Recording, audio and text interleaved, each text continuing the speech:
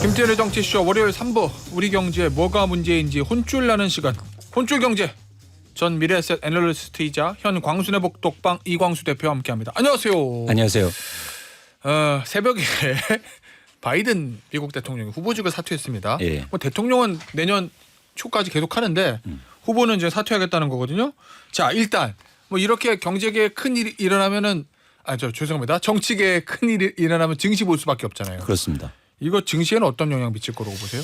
일단- 개장했습니까 지금 뉴욕 증시? 아니요, 아직. 일요일이구나. 예, 일요일이고요. 예. 이제 개장을 앞두고 있는데 예. 일단 변동성이 커진다는 말씀을 드렸는데 확실히 지난주에 뭐 뉴욕 증시라든가 전반적으로 시장의 변동성이 커졌고요. 예. 그건 이런 불확성을 감안한 겁니다. 그런데 증시에서는 이미 예상했던 것 같아요.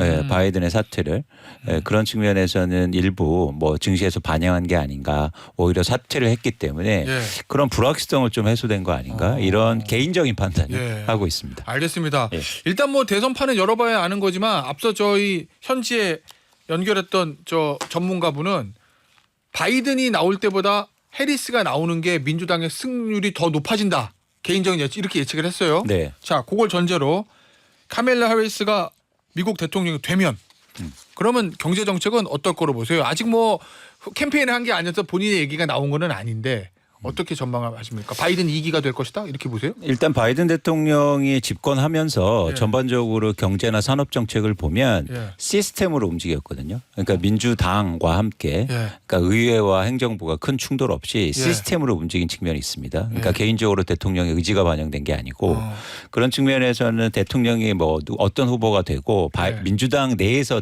되더라도 되면 예. 사실 그 시스템이 달라진 게 없기 때문에 예. 경제 기조라든지 산업의 어떤 큰 방향성은 유지되지 않을까 그런 생각을 하고 있습니다. 그럼 결국은 그거는 뭐 저 바이든이 재선을 하든 카멜라 해리스가 대통령이 되든 다른 후보가 되든 어차피 민주당 정부니까 그 기조가 유지된다 이런 그렇죠, 말씀이신 그렇죠. 거죠? 그래서 과거 또 민주당 대통령 대비해서 예. 색깔이 좀 많지는 않았고 색깔이 좀 진하진 않았고 그리고 또 바이든 대통령 그 집권 시도 보면 예. 민주당의 어떤 시스템이 많이 적용된 게 볼 때 뭐 예. 크게 변동이 없지 않을까 그런 생각을 하고 있습니다. 그 얘기는 반대로 말하면 저 트럼프 같은 경우에는 공화당 정책보다는 트럼프 정책이 좀 작용이 이런 측면이 그렇죠. 과거에도 보면 트럼프가 공화당을 끌고 다니잖아요. 예. 그런 측면에서는 사실 공화당 만약 트럼프가 집권하면 예. 굉장히 공화당하고 다른 색깔의 정책이 나올 가능성이 있죠. 그 하긴 뭐 저 장벽도 세워라 뭐 이렇게 얘기도 하곤 했으니까. 네. 자, 근데 해리스 테마주도 떠요? 일단 국내 증시에서 이 테마주 정말 이 국내 예. 증시에서 일단 움직이기 시작했는데요. 예. 대표적으로 마리화나주. 마리화나는 네. 우리나라에 안 되는 거잖아요. 그러니까 이게 대마초 피우는 것보다 대마 관련된 의료 이런 것들은 사실 개방되어 있는 상황이고 사용도 가능하거든요. 예. 그런 의료 한국의 대마? 업체들. 왜냐하면 해리스 부통령이 이 대마의 어떤 합법적인 사용에 대해서 굉장히 긍정적인 입장을 그동안 계속 그래요? 취해왔어요. 그런 측면에서 한국에서 일부 뭐 그런 주들이 좀 상승했고 예. 또 하나는 남북 경협주. 좀 이 남북 문제에 대해서 좀 이렇게 개방적인 예. 그런 바이든 대통령보다 예. 그래서 남북 경협주가 좀 오른 상황입니다.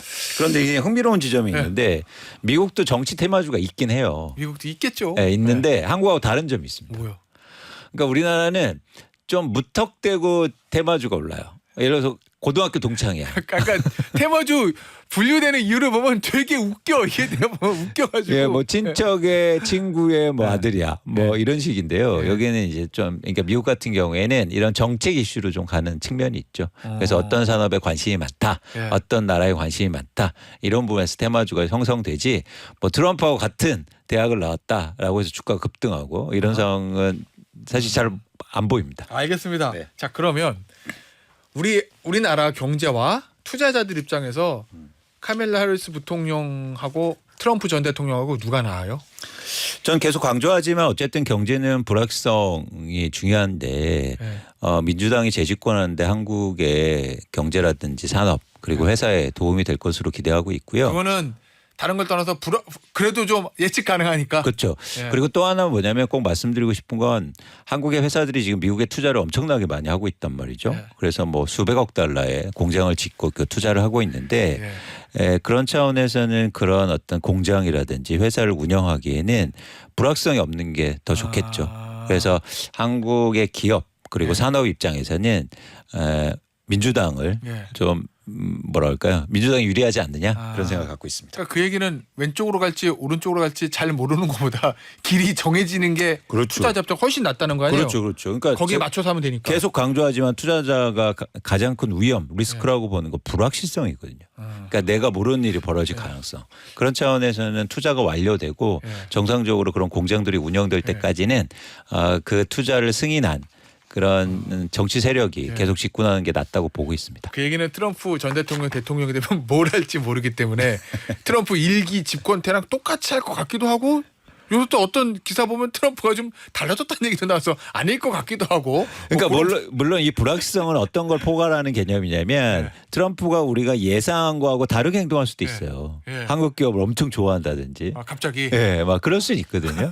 근데 그런 것들은 이제 포괄적으로 불확실성이라고 예. 보는 거죠. 어쨌든 그래서 그런지 트럼프 리스크, 뭐 바이든 리스크, 뭐 경제 입장에서 우리나라 입장에서 바이든 리스크, 해리스 리스크 이런 말은 별로 안 나오는데 트럼프에 대해서는 트럼프 리스크란 말이 나오잖아요. 네. 일단 지난주부터 이 트럼프 대통령이 트럼프 전 대통령 피격 사건 이후로 우리나라 일간지 사설에서 외교든 경제든 트럼프 시대를 대비해야 된다는 이런 사설이 계속 나오더라고요. 그렇죠. 당선 가능성이 높아지니까. 높아지니까.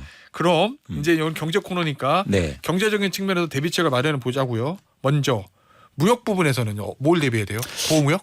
일단 말씀하신 것처럼 트럼프 어떤 후보는 네. 미국의 제품 많이 팔겠다. 네. 뭐 이런 정책이잖아요. 그렇게 하려면 중국산 이제 막아야 되고 네. 그래서 중국산에 대해서 60%에서 100% 관세를 부과한다는 거예요. 엄청난 거죠. 네. 그러니까 가격이 2배가 된다는 건데 중국에서 수입하면 또 하나 뭐냐면 평균 외국의 수입품이 관세율이 3% 정도대인데 10%까지 올리겠다. 이런 발언을 했단 말이죠. 예. 그래서 그렇게 되면 어떤 수입 상품에 대한 경쟁력이 저하되고 예. 일단 내수에서 미국 제품의 경쟁력이 올라갈 거고 예. 또 하나 중요한 게 어떤 말을 계속 하고 있냐면 달러의 환율이 너무 낮다. 예. 무슨 얘기냐면 그만큼 뭐냐면 자국 제품의 그러니까 높다. 예. 그러니까 달러의 가치가 높다. 이런 발언을 계속하면서 그러니까 미국 제품이 달러의 가치가 높으면 비싸게 수출될 수밖에 없잖아요. 그래서 미국의 가치, 즉 달러의 가치를 내릴 필요가 있다라는 발언을 계속하고 있거든요. 이런 것들은 바로 수출에 우리나라 기업들의 수출에 영향을 미칠 수 있는 거죠. 대표님 갑자기 생각이 났는데 이게 언제 땐지 모르겠는데 예전에 아마 그런 광고인지 보도가 있었던 것 같아요. 미국에서 메이드 인 차이나를 빼면 생활을 할 수가 없다. 그렇죠. 그러니까 중국산 저가 공산품들이 미국에 많이 들어오잖아요. 맞습니다. 그 미국에서 그 가격에 만들 수가 없으니까 인건비 이런 거 생각하면. 그렇죠. 근데 그거를 만약에 관세를 높여서 저가 중국산 공산품이 비싸지면 네. 그러면은 미국 내 물가는 오를 거 아니에요. 그렇죠. 전반적으로. 그렇죠. 그거 감당이 돼요? 예를 그래- 들어서 컵 같은 거 진짜 뭐 1불에 사던 거를 뭐 5불, 6불에 이렇게 사게 되면 이게 그러니까 최근에 물가 상승도 사실 그런 기반이 좀 있는 건데요. 네. 그래서 미국 차원에서는 이제 수입선을 다각화하는 거죠. 그래서 베트남이라든가 최근에 이제 베트남이 엄청 뜨는 이유도 그겁니다. 예. 베트남이나 인도라든가 예. 이 뭐 인도 증시 같은 경우에는 엄청 계속 오르고 있거든요. 이제 그런 것들을 반영하고 있는데 예. 이제 불가피한 측면이 있는 거죠. 이게 상충돼서 말씀하신 것처럼 사실 중국산 제품이 들어올 때 비싸시면 예. 내수의 물가가 올라가게 예. 되고 그렇게 되면 금리를 또 인하할 수 없는 거잖아요. 그래서 여러 가지 상충된 문제라 예. 그래서 더 무서운 거예요. 그러니까 그러니까 전 대통령이 후보자가 대통령이 되면 예. 그냥 하나만 집착하고 하면 예. 이게 경제라는 건 시스템으로 굴러가잖아요. 그러니까 같이 움직이는 측면이 있지 않습니까? 예. 그런데 하나만 너무 관심이 있어서 건들면 다른 쪽에 큰 문제를 일으킬까 봐 이제 우려가 되는 거죠. 아유 우리 제작진이 바로 찾았네. 그 뉴스에 나온 게 아니라요. 이거 리얼리티 프로그램이었다고 합니다. 메이드 인 차이나 없이 미국에서 며칠이나 생활할 수 있을까라는 그런 내용을 다뤄봤죠. 중국 제품 없이. 네, 리얼리티 네. 프로그램. 네. 그때 아마 결론이 거의 살 수가 없다는 결론이 났던 것 같아요. 어쨌든 네. 저가 공산품을 이제 우리나라도 그렇잖아요. 메이드 인 차이나 저가 공산품이 그렇습니다. 많이 들어오니까. 네, 네. 자, 어쨌든 그러면 우리나라에도 만약에 그 미국 중국산 제품의 관세를 높여가지고 그 규제를 하면 우리나라에도 좀 영향이 있습니까? 당연하죠. 왜냐하면 우리나라가 지금 미국 흑자가 계속 커지고 있고 예. 미국이 가장 큰 우리나라가 수출하는 국이기 때문에 예. 당연히 관세라든가 아니면 환율 부분에 조정이 있으면 크게 영향을 미칠 것으로 봅니다. 특히 우리나라가 자동차라든지 반도체에 지금 수출도 많이 하고 이익을 많이 내고 있거든요. 올해 한 500억 달러 수출도 흑자도 전망되고 그게 있는데. 대미 수출 흑자 그렇습니다. 500억 달러. 그렇습니다. 뭘 그렇게 많이 팔았어요? 차랑. 대표적으로 자동차가 가장 많고요. 뭐 자동차가 올해만 보면 한 190억 달러 수출해가고 있고, 반도체도 그다음에 많이 반도체도 많이 있고. 그러니까 사실 이런 부분은 환율의 영향이 좀 컸죠. 지금까지. 근데 이제 관세도 올라가고 환율도 변동이 커지면 예. 아무래도 바로 대미 수출과 흑자에 영향을 미칠 것으로 예상되고 있습니다. 야, 이거 트럼프 스타일상 우리가 500억 달러 흑자라고 그러면 너무 많이 벌어가는 거 아니야? 그리고 못하게 할 것 같은데. 그렇죠. 예를 들어서 이제 집권하자마자 아니면 후보가 이제 당선이 임박해 오면 전 세계 수출과 대미 흑자 규모 가져와. 그래서 1등부터 이제 검토를 할 거 아닙니까? 1등은 중국일 테고 예. 예를 들어서 2등 뭐 일본 이런 될 텐데 최근에 그래서 일본의 기업들이요 굉장히 흥미로운 그런 변화, 그러니까 움직임이 있어요. 아, 봤어요. 네. 일본 제철 말씀하시는 맞습니다, 거. 맞습니다. 그래서 트럼프 행정부 때 네. 일했던 뭐 네. 강요들이라든가 네. 이런 어떤 그런 분들을 영입하고 있더라고요. 일본 신일본 제철이 마이크 폼페이오 전 국무장관을 고문으로 데려갔다. 그렇죠. 뭐 그러니까, 이런 거. 그러니까 굉장히 발빠른 사실 미국 정치는 로비가 통하는 또 예. 지역 곳이지 않습니까? 예. 그런 측면에서 일본의 기업들이 굉장히 발빠르게 움직이는 걸 보여주고 있는 거죠. 아, 그러고 보니까 갑자기 이름이 기억 안 나네. 리퍼트 전 주한 네, 네. 주한 미국 대사 리퍼트 대사를 삼성인가요? 어디서 이제 부사장으로 얼마 전에 영입했다는 보도도 봤는데 우리나라 기업들도 좀 발빠르게 움직이는 것 같아요. 그런 그렇죠, 거. 예. 그렇죠. 아무래도 민감하고 워낙 미국에 투자를 많이 한 상황이어서 예. 그런 투자가 좀 필요해 보입니다. 근데 리퍼트 대사는 근데 민주당 사람이어가지고 트럼프 전 대통령이 당선되면은 어떨지 그건 뭐 삼성이 알아서 하겠죠. 네. 자, 어쨌든 하나 더 짚어보죠. 조 바이든 미국 대통령의 친환경 정책, 요거의 상징적인 게 인플레이션 감축법, 요거잖아요. 그렇습니다. 보조금 주는 거. 네. 이거를 트럼프 전 대통령이 당선되면 폐기할 가능성이 크다. 뭐 이런 보도도 나오던데 그러면 저 현대자동차 같은 경우가 받던 전기차 보조금, 미국에 이제 공장 있잖아요. 네, 그거 확 줄어드는 거예요? 그럴 가능성이 있죠. 근데 뭐 일부에서는 이거 폐지될 수도 있다 이런 얘기를 하는데 그러기는 힘들어 보이고요. 미국에서 그런 신뢰성 없는 그런 정책을 다시 전환하기는 좀 힘들어 보이고 대신 지원 규모를 축소할 수 있습니다. 그러니까 여러 가지 제약 조건을 좀 주는 거죠. 과거하고 다르게. 근데 이게 법이 통과된 건 많은데 뭐 행정명령이라든지 여러 가지 그런 우리로 말하면 뭐 대통령령 이런 것들로 조절이 가능한 부분에서 지원 규모를 축소할 가능성이 있지 않을까 생각합니다. 사실 지금 저도 이제 현지에 좀 가봤는데요. 한국의 기업들이 투자를 굉장히 많이 하고 있어요. 그래서 향후 한 4년, 5년 내에 대부분 이제 준공되고 본격적으로 생산에 들어가고 예를 들어서 이런 세제 혜택을 받아야 되는데 그런 기간이 공교롭게도 만약에 트럼프 전 대통령이 집권을 하게 되면 그 기간하고 겹친단 말이에요.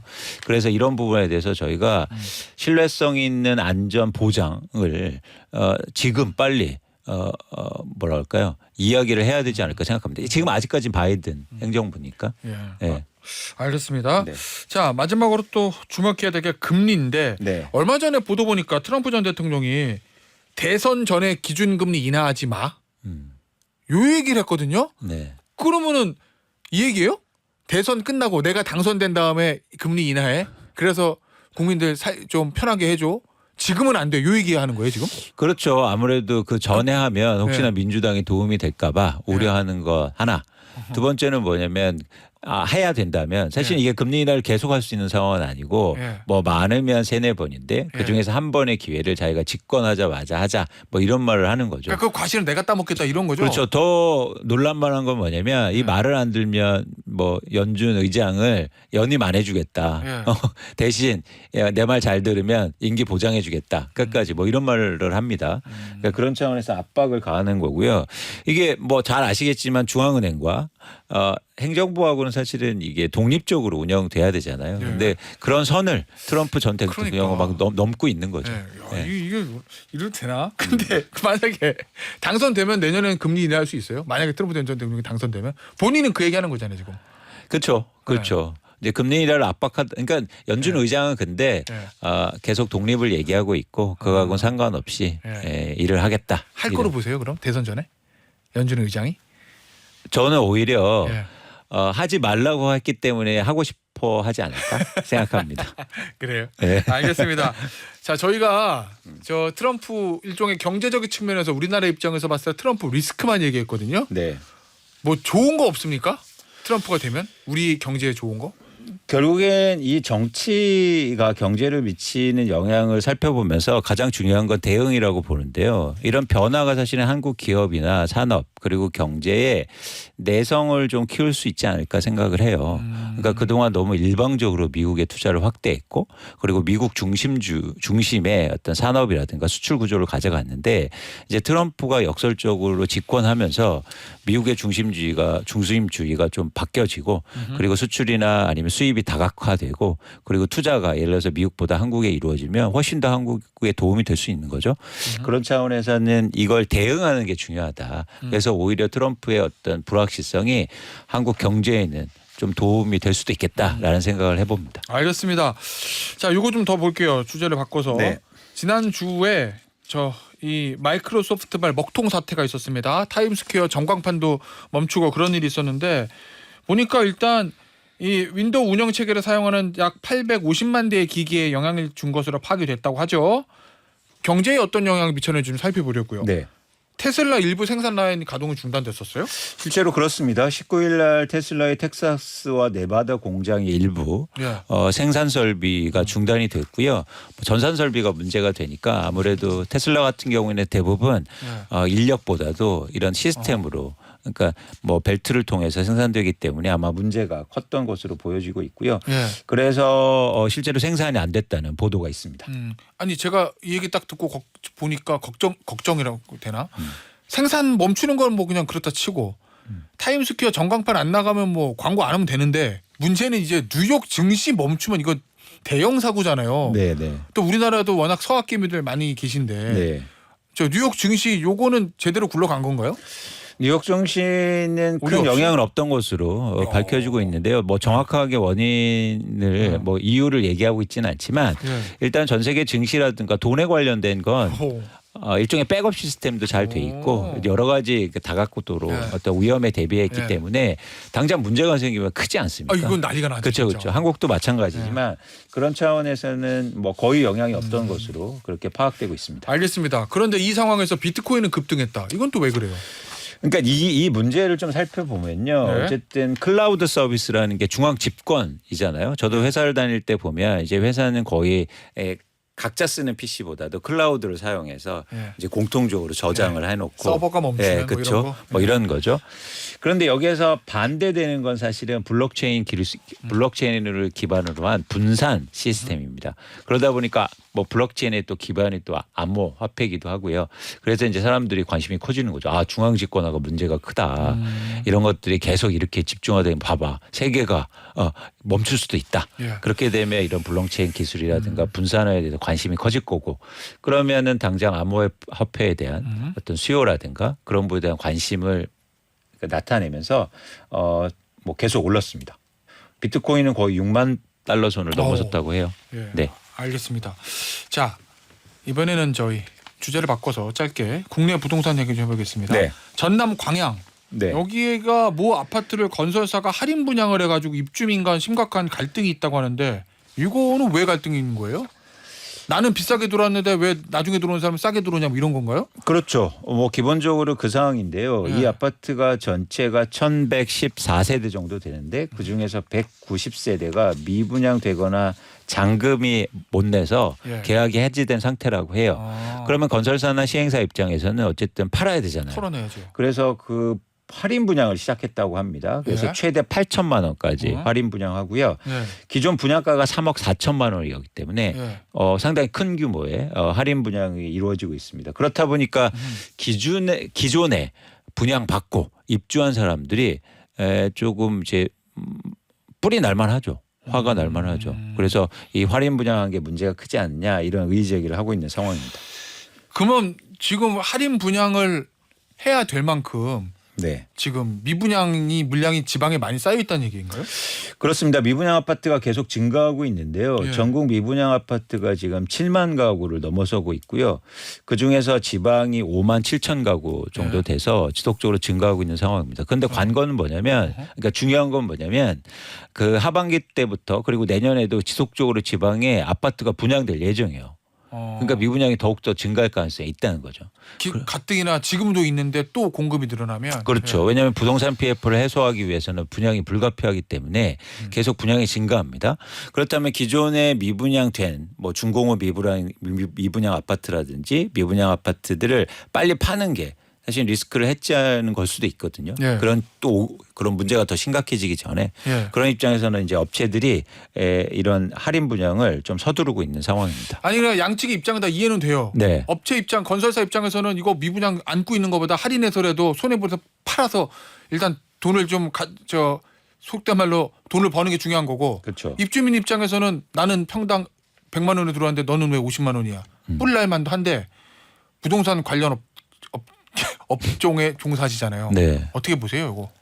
양측 양 이해 당사자의 의견은 좀 다른 것 같은데. 저는 합의가 좀 필요하다. 그러니까 뭐냐면 뭐 신희성실 입장에서도 보면 기존의 수분양자들한테도 일정 부분에 뭐 할인이라든지 이런 부분이 필요하다고 보고 있고요. 네. 또 사실은 건설사나 시행사들도 책임을 져야 될 부분이 있는 거죠. 그래서 너무 이렇게 시장이나 기존에 그러니까 이게 지금 제일 문제인 게 뭐냐면 나는 팔고 나서 끝이야.